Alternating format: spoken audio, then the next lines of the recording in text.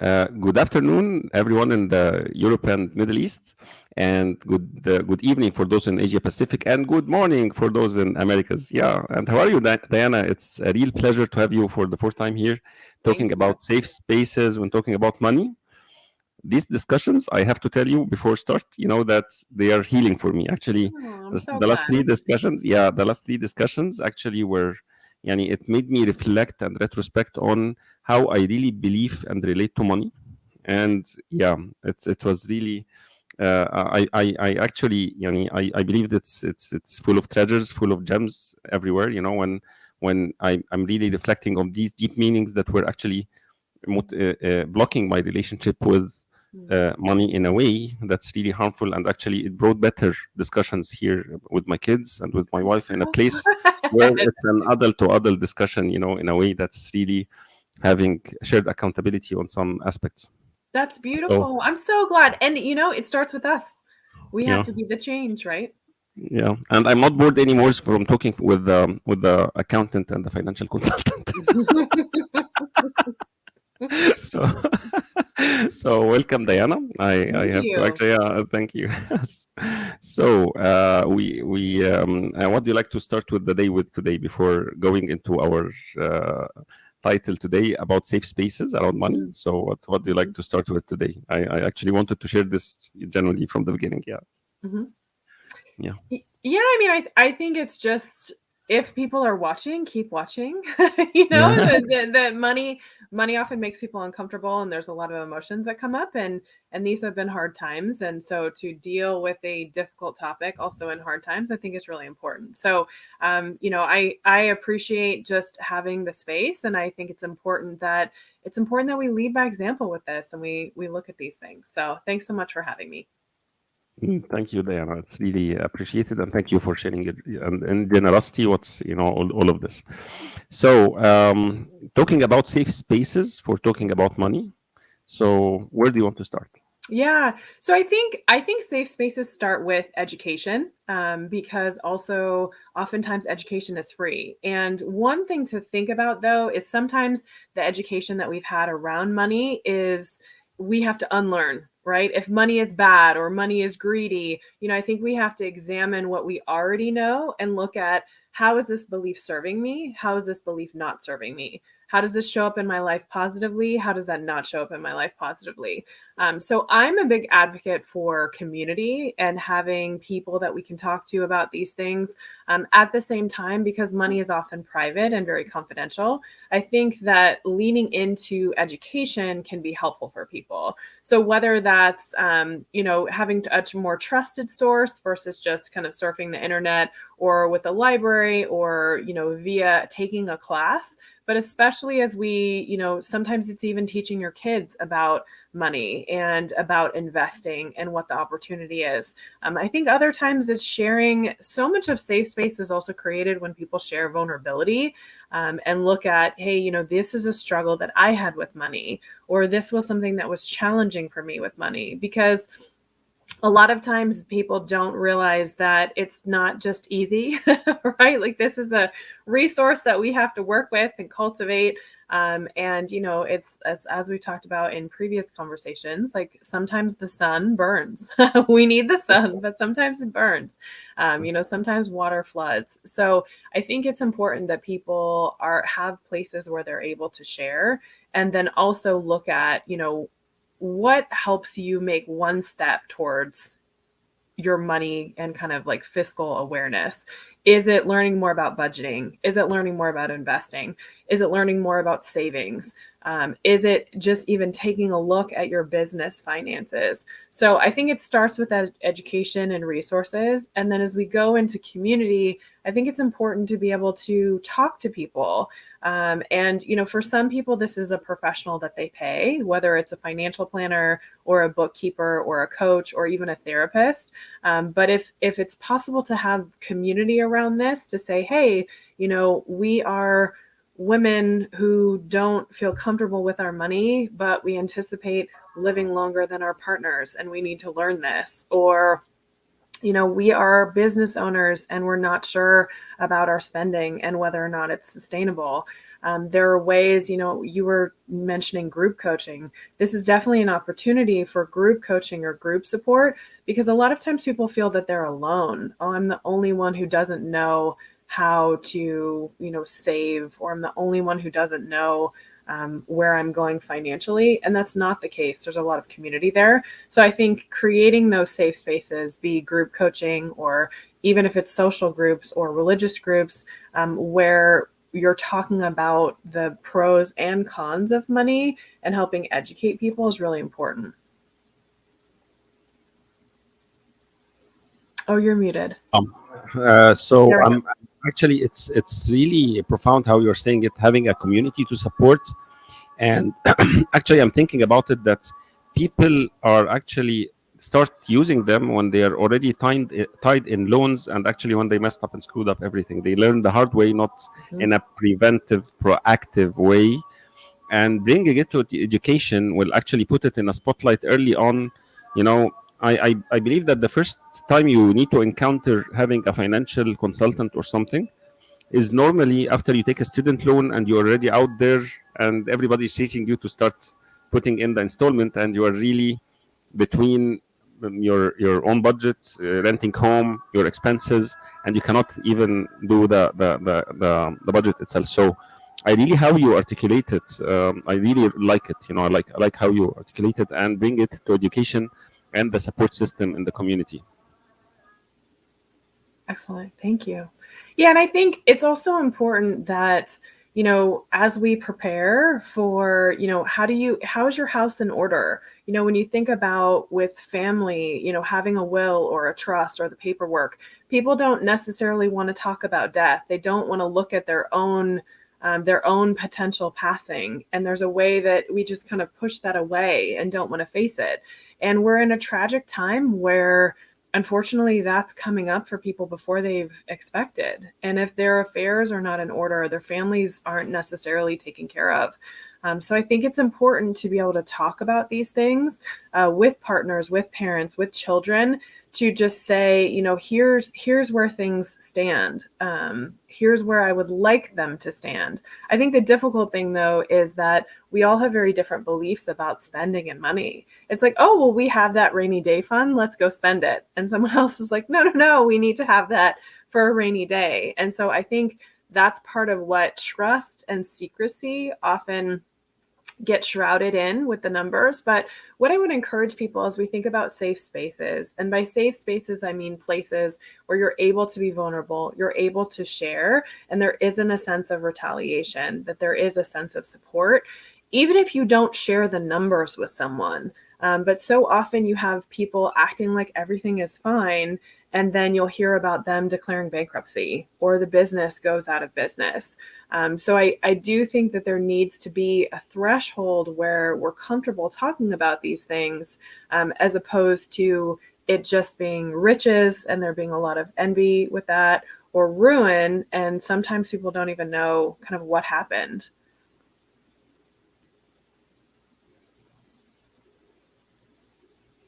Actually, here when we have these discussions, I believe that it provokes when it's coming in not from a victim mind state, not from a place where I'm actually demanding support, like a controlling somebody, or somebody who is really in a place where I'm putting this as a discussion. I need actually your brains and guts to maybe co-create together a solution for the situation we are in, because we neither want this person to go to jail or this person to actually close the business or gets bankrupt, because there are lots of the dependabilities here. So it sometimes comes in as a new disruption, opening up new markets, comes in as the support that can come in, like giving, leveraging on the marketing and the good mouthing, or maybe giving feedback on the product or the service that's provided, putting extra revenue streams.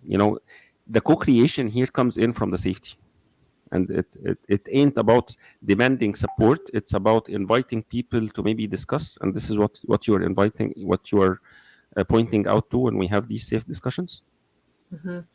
Yeah, because it's if we don't talk about it, it's hard to impact positive change.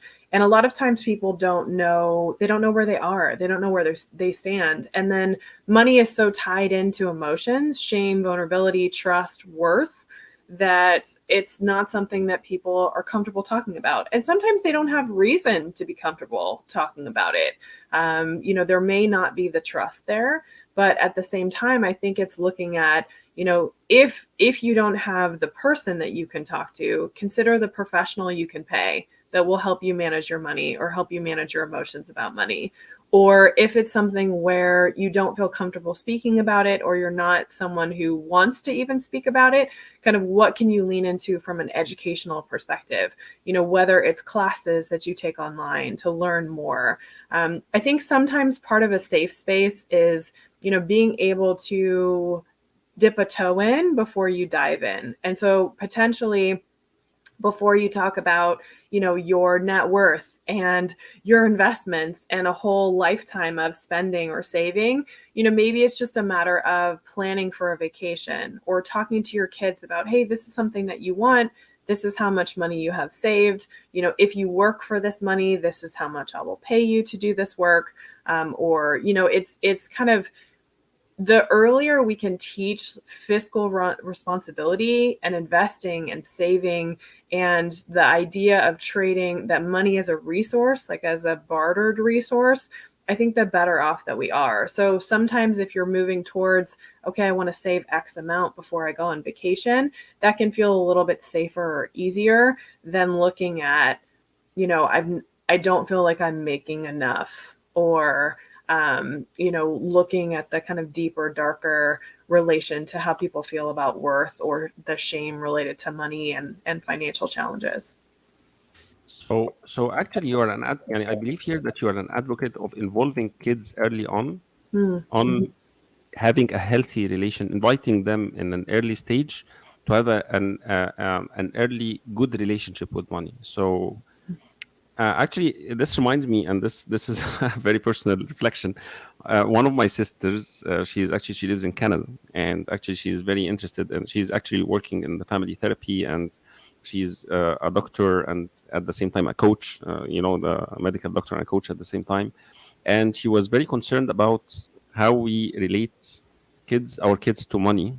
And we found this conversation, and if you do this, this, you can do it instead of hiring somebody from outside. I will give you so and so, maybe 50% of the wage of cleaning the garden, or maybe shoving the pathway to the car, or something, things that they normally pay people to do service for. Mm-hmm. And actually, this was actually, what were you doing? But now what you're saying here is totally aligned with what she was doing. And and I never thought of actually bringing this as something to on a table with my kids. It's in our community, this is looked at as if I'm turning them into what they call Mm-hmm. it, yeah, materialistic, Okay. Okay. looking at a materialistic reward. And whenever you're doing something that should be a mandatory thing, you're as if they are seeking materialistic rewards for it. So Mm-hmm. Okay. it's like this. Yeah. Yeah, and it's part of the reason I say start with kids is that it should reflect your family values and what makes sense from a family perspective, because maybe there's a basic level of chores that maybe you're not giving an allowance, or there's a basic level of chores, but if people go above and beyond, maybe it's not even a financial compensation. But as we look at some of the things, I know we're having money conversations, but another thing we're looking at is compensation. What are the benefits? Do they get more screen time? Are you going on vacation? And of course, you want to be aware, we want to be teaching the generation values, and not just everything like, oh, what do you get paid for that? But at the same time, how are people supposed to be responsible for money if they don't know about it? And some of the scarcity of money, I think, and the lack of familiarity with it, means that it's part of why people are wasteful or potentially irresponsible with it.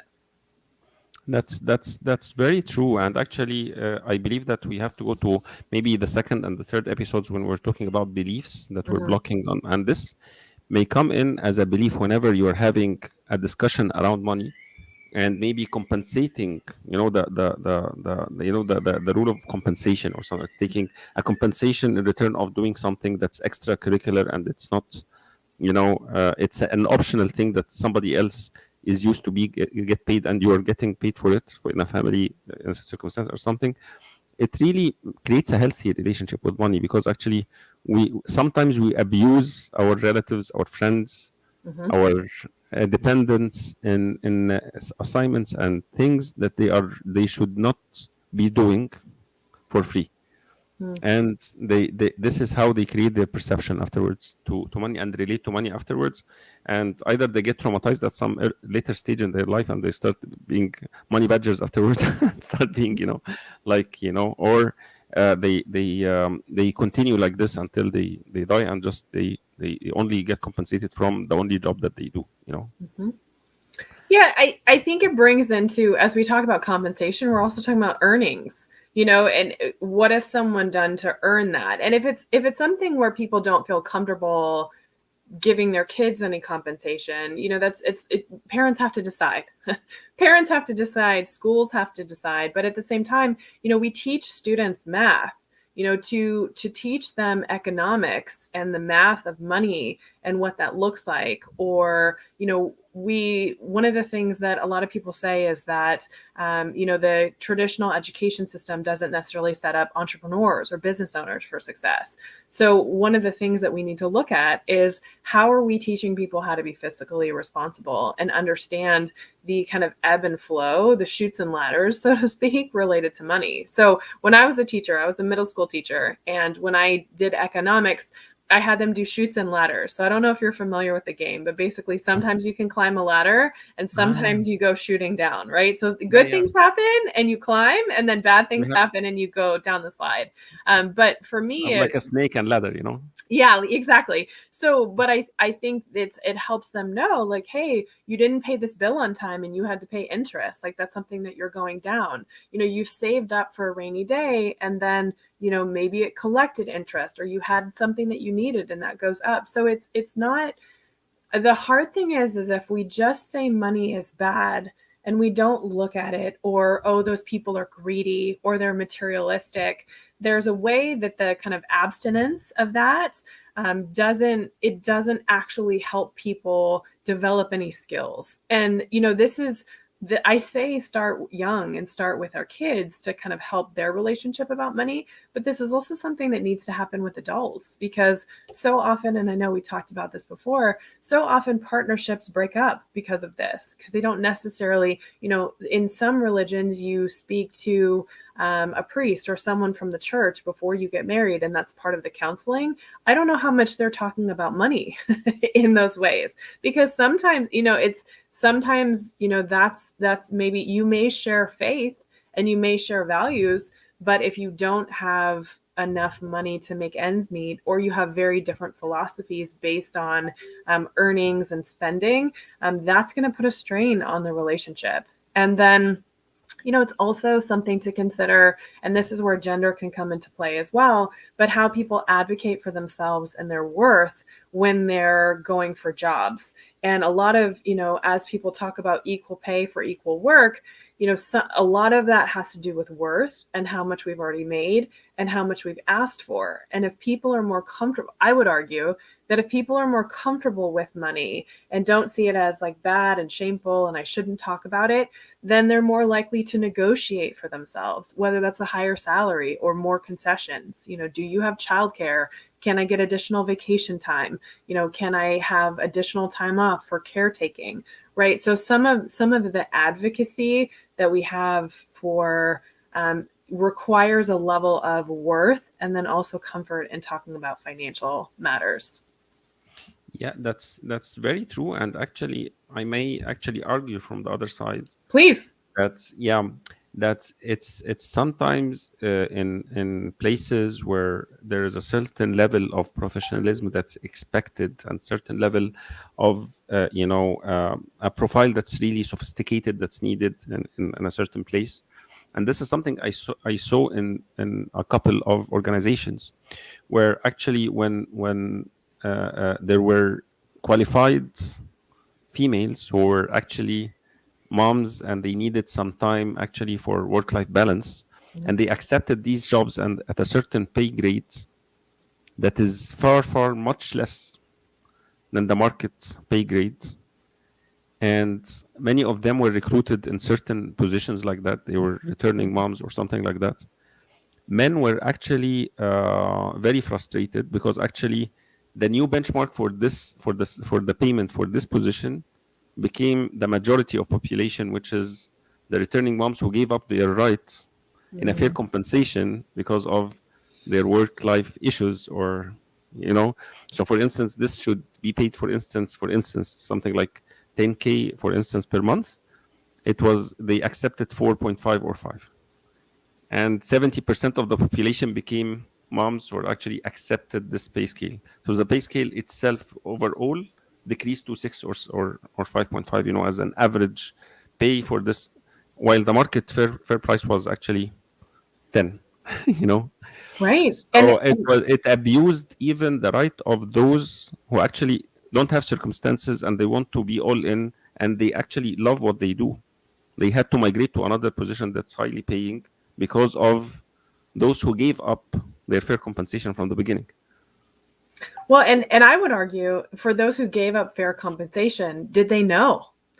Because a lot of times you're taking what you're offered. You like people may not have done their research or their homework to know what the offer was. Or if you're trying to put food on the table and there's that level of scarcity. So I would actually argue that if if there was more homework to say, if there was more education or was more community or even transparency. I mean, you're not, whether it's legal or you're not supposed to talk about money and what you earn, that benefits the companies because you're not talking about what you've earned, so you don't necessarily know what's fair. The same thing happens with internal employees who rise up the ladder versus external hire. Companies are usually paying more for external hire than they do internal. So Yeah. I would argue, I mean, I understand the frustration, but I would argue that if there was a deeper level of education to say, hey, this is what this position is worth, and that you shouldn't have to sacrifice your pay for work-life balance. That would, it's like high tides rise all ships or raise all ships. Yeah, I totally agree. And actually, I may tell that in these specific organizations, it was forbidden to share your payslip or your salary. Mhm. Well, It and was, because look who benefits. yeah, And that's a normal thing, right? Forbidden, frowned upon. But what we have to look at, and one of the things I think that challenges is often for job seekers. If job seekers are looking for a fit or a home, or they're in a place where they need the money, then they're not necessarily going to do their research. They're not necessarily going to negotiate or advocate in the same way. But at the same time, this is driven by a need, like a need for money and scarcity. That that's part of why I talk about education and safe spaces and community, because if I was talking to someone who said, I make X amount, and I was like, well, I anticipate that you should make at least this much, and that was something that she then asked for, and it was a negotiation with the company, and then now her earnings are significantly changed. So sometimes you just even need someone, whether it's a mentor or someone who's more comfortable in money, to say, hey, based on the work that you're doing, this may be something you can get at market. Or one of my friends talks about being open to the possibility. So being open to the possibility that money doesn't have to be a struggle, or that money doesn't have to be something that you don't have enough of. Sometimes as we kind of even look at belief, even surrounding yourself, as you look at your community, is your community feeding your relationship with money in a healthy way, or is your community feeding your relationship with money in an unhealthy way? Do people talk about greed and scarcity, and is there a direct correlation between humility and not having money? That's not necessarily a place where you can thrive financially, because it's not going to be in alignment with that community's values. oh, so that's really profound. And actually, I'm reflecting on what was happening with these, with these professionals, and how they were abused in the interview, or really blindsided. It's a sort of, this is a sort of abuse. When you're actually knowing that this person is to come back to work, after maybe 1 or 2 or 3 years of maternity leave. They were alphas when they were actually before being moms, and then they came out of business for 1, 2, 3 years, and they want to come back, and you abuse this and use it against them, in a way that we will take you, put you in this position, and you'll have your work-life balance. We're offering you an employee value proposition that's so and so, and then use this afterwards to identify that this is the new market scale for this job, because actually everybody's accepting this pay, and going back to those who were highly paid from the beginning, and coming back at them. It's really very manipulative. Mhm. Yeah, And yeah. look at who it benefits. And then look at, it's not just abuse, it's long-term abuse, because when someone gets a raise based on their current salary, if they've come in at a lower rate, then that's the rate that, they move up in. And even when they, even when they change companies, whether or not they share the salary, it becomes a baseline, and it becomes about worth. So the more confidence people have, and usually the education supports the confidence, the more confidence people have about this, the more they're able to stand in their worth and say, this is what I was making before. This is the market value for this position. This is the, position I'm interested in taking. I think the hard thing is that if there's not a savings or a financial cushion there, that's really difficult to have those conversations, because if the company is like, well, this is what we offer and that's all you're going to get, it can be hard to be the one saying no to that if you need food on the table, which is why I think fiscal responsibility early is so important, early and often, because then you're potentially in a position where you don't have to settle for less. Wow. So I really love how you articulated, but I'll have to but here something, Mhm. that's coming in a community where it's very shameful to discuss that, or maybe putting it on the table will actually make people uncomfortable, Mhm. or everybody is coming at you and telling you, hey, look, it's the market, how people are not finding jobs. It's good that you have this offer. Just take it and maybe move on to the next one, and after you take it, it becomes the new norm. And this is the ethical impact of it, or the systemic impact of it. It becomes a new norm. And here, starting from where, where we can start to actually create healthy conversations and make this confidence and open these open doors for these discussions in a healthier way, where in communities where it's that are very far away in terms of awareness. Mhm. So where can we start? Mhm. Yeah, I mean, and we've talked about this a little bit before, but it's, so much in coaching is, what's my current state and what's my desired state, right? So what's your current state, your current, whether it's your accounts, whether it's using something like mint.com where you can see different accounts and set financial goals. How comfortable are you with money? Do you like talking about money? Do you like reading about money?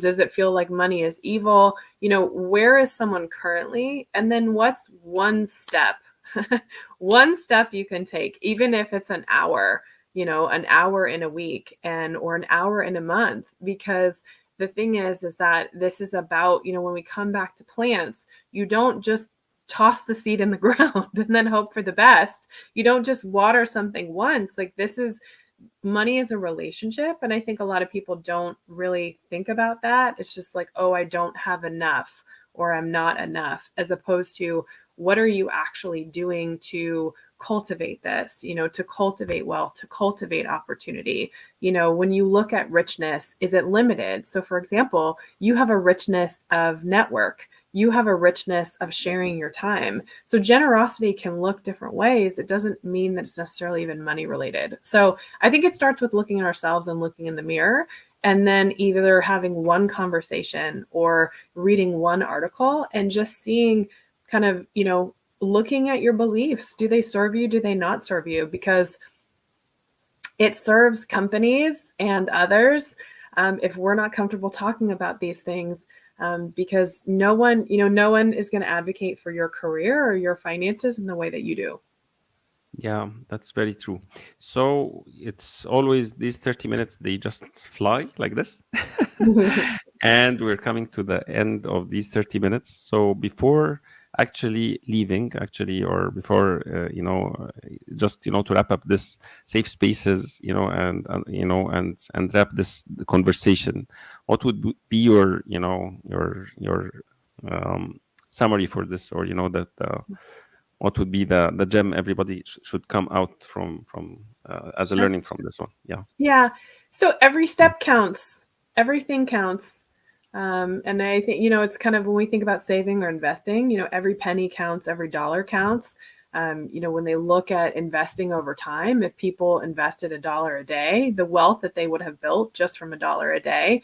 So, having a conversation, reading an article, looking at your beliefs, looking at your money, some of what we talk about when safe spaces, someone that I've worked with calls it brave spaces, that we actually have to be brave and step into that vulnerability and look at that. So all of those steps count, even if it's not something we're comfortable sustaining. So I think it's important to just try it on, learn something new.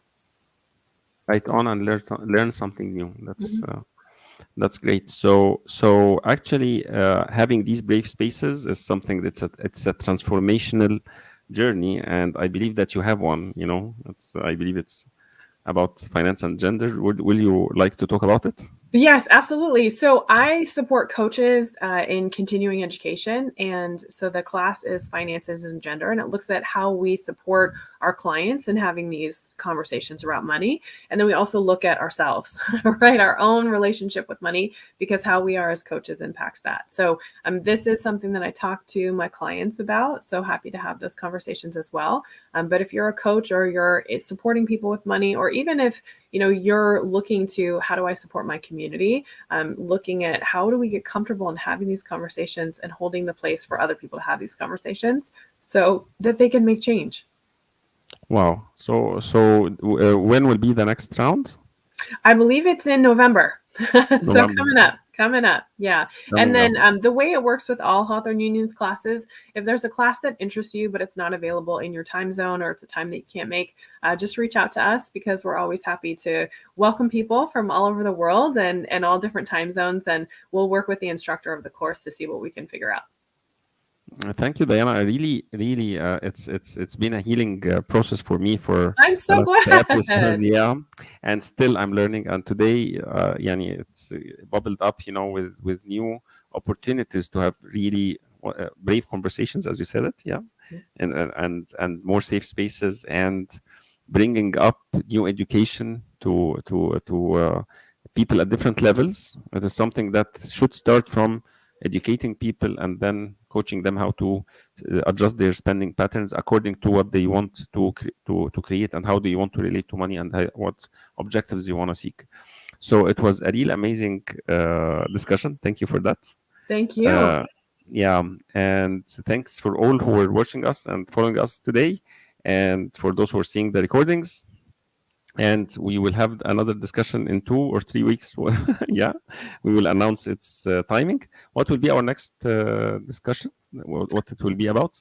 Yeah, I mean, I think if people have preferences or things that they'd like for us to cover, otherwise we'll just dream something up. Okay, so let's make it up together. So thank you, Diana, and thank Great, you, thank you. everyone. Yeah, and have an outstanding day, evening, and good night for those in Asia Pacific. Thank you.